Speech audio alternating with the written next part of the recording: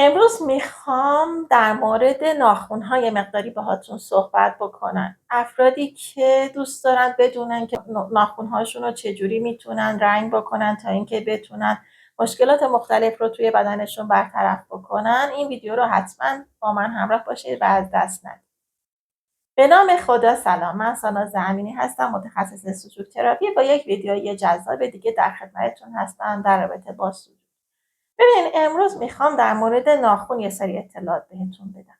ناخن تراپی یا اصلا کلا استفاده کردن از ناخن توی سلوک خیلی مطرح میشه و خیلی باهاش سر و کار خواهیم داشت.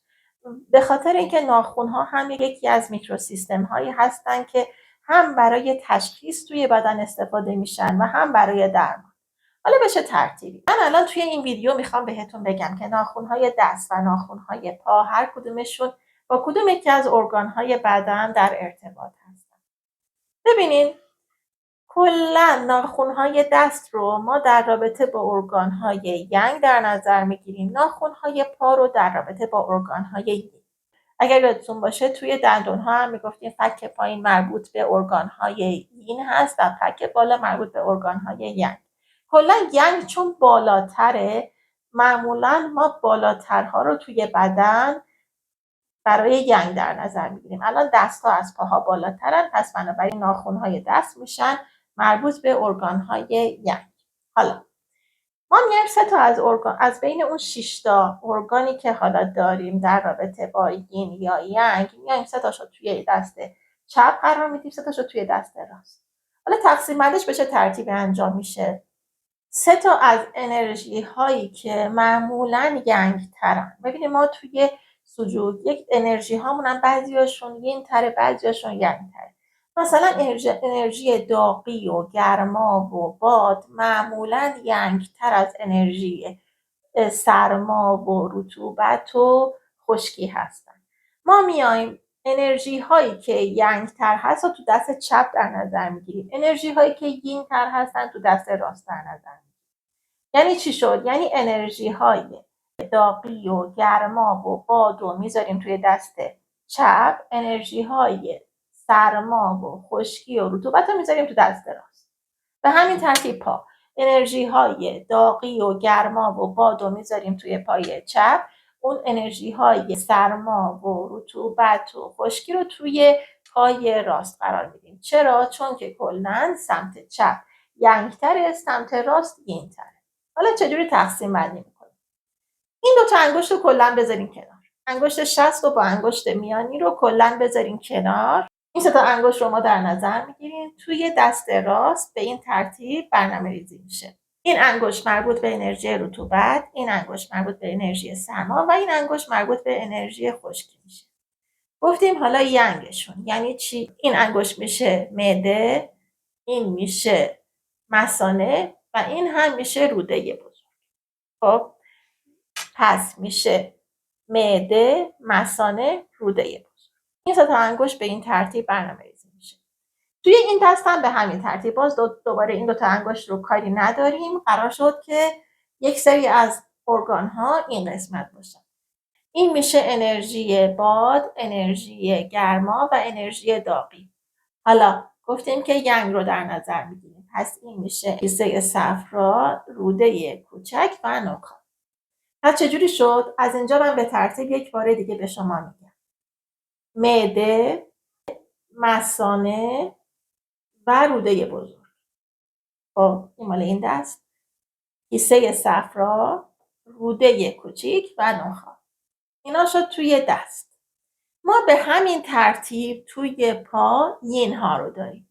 من حالا چون توی این ویدیو الان نمیتونم پا رو نشونتون بدم، شما فکر کنین که اینا پا هستن. این 2 تا انگشت رو یعنی انگشت شست و انگشت میانی رو باز میذاریم کنار.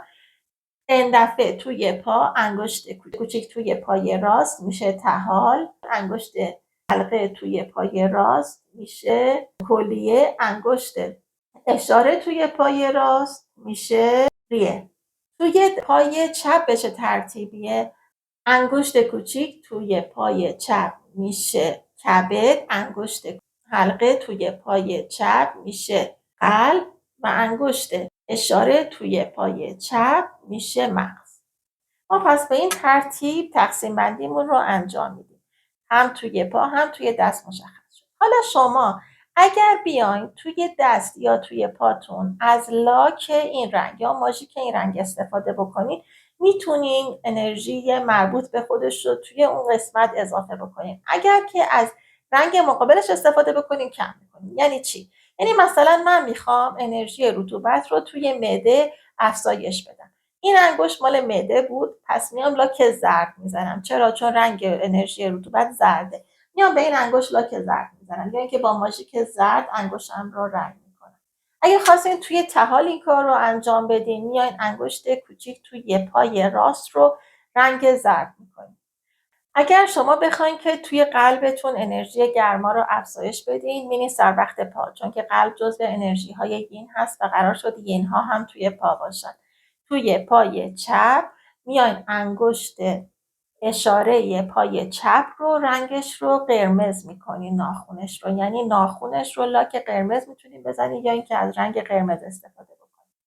اگر که احساس کردین گرما در قلبتون خیلی زیاد شده، میتونین از رنگ مقابلش، یعنی رنگ قهوه‌ای استفاده بکنین توی انگشت اشاره پای چپتون و بتونین انرژی گرما رو توی قلبتون کاهش بدین، که معمولا این کار خوب نیست، ولی حالا خواستم مثالی بهتون بزنم که چجوری میتونین یه انرژی رو توی یکی از ارگان هاتون کم بکنین. یه مثال دیگه که اگه بخوام خدمتتون بگم، مثلا توی کیسه صفرا تصمیم بگیرین که یه مقداری انرژی باد رو زیاد بکنین. این انگشت مال کیسه صفراست، رنگ انرژی باد هم سبزه، اینجا لاک سبز میزنین. پس طبق این مطالبی که الان بهتون گفتم متوجه میشین که به هیچ عنوان نباید تمام دستاتون رو از یه رنگ لاک استفاده بکنین. چرا؟ مثلا فرض کنین که شما احتیاج ندارین که مثلا کیسه صفراتون رو گرم بکنین، برای اینکه عصبانیت خیلی زیاد براتون ایجاد میکنه و باعث میشه یه مقداری خشمتون زیاد بشه و عصبی بشین. اگر شما بیاین این انگشتتون رو لاک قرمز بزنین، یعنی گرما رو دارین به کیسه صفراتون بیشتر انتقال میدین و باعث میشه که یه مقداری عصبانیتتون زیادتر بشه و عصبانیتتون بیشتر اذیتتون بکنه و این کار براتون خوب نیست. بنابراین خیلی دقت بکنید روی لاک ها و رنگ هایی که میخواین روی انگشتاتون قرار بدید.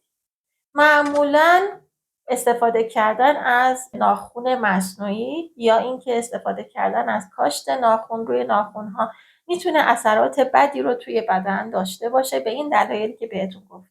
به خاطر اینکه اولا جلوگیری میکنه از رسیدن نور به ناخن‌های شما و هوا رو توی ناخن‌ها اجازه نمیده که منتقل بشه بین سلول‌های مختلفی که مربوط به ناخن‌هاتون هستن و این میتونه مستقیم روی ارگان مربوط به ناخنتون اثر بگذاره.